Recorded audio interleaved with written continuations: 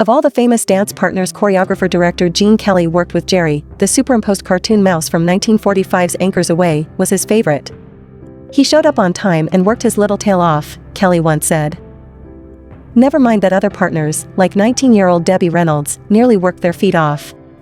By now, the grueling footwork that went into Singin in the Reynolds' Good Morning scene is the stuff of legend. The 4-minute song and dance number featuring all three of the film's stars, Kelly, Reynolds, and Donald O'Connor, took 15 hours to get right.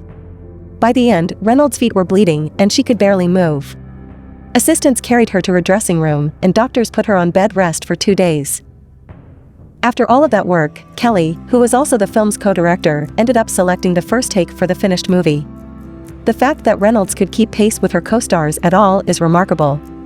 Kelly was 20 years her senior and classically trained in ballet. O'Connor, 27 at the time, was another triple threat, who had been performing in movies since the age of 12. Though Reynolds was accomplished, her song ABA Daba Honeymoon from the 1950 movie 2 Weeks with Love was a #3 hit, but she had no training in dance. "I had 3 months to learn what Gene Kelly and Donald O'Connor had been doing for years," Reynolds wrote in her 2013 memoir Unsinkable. "Kelly was a cruel taskmaster," Reynolds continued.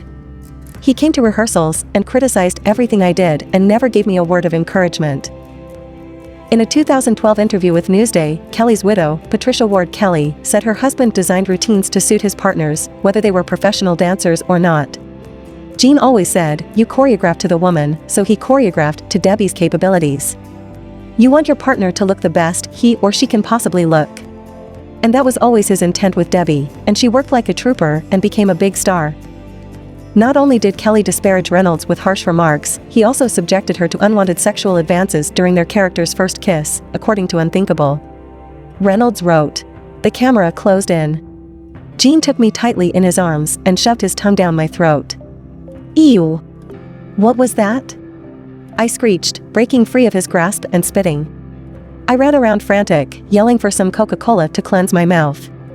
It was the early 1950s, and I was an innocent kid who had never been French kissed. It felt like an assault. I was stunned that this 39-year-old man would do this to me.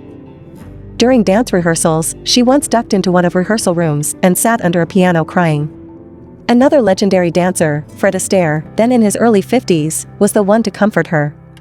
"You're not going to die," he told her. "That's what it's like to learn to dance. If you're not sweating, you're not doing it right."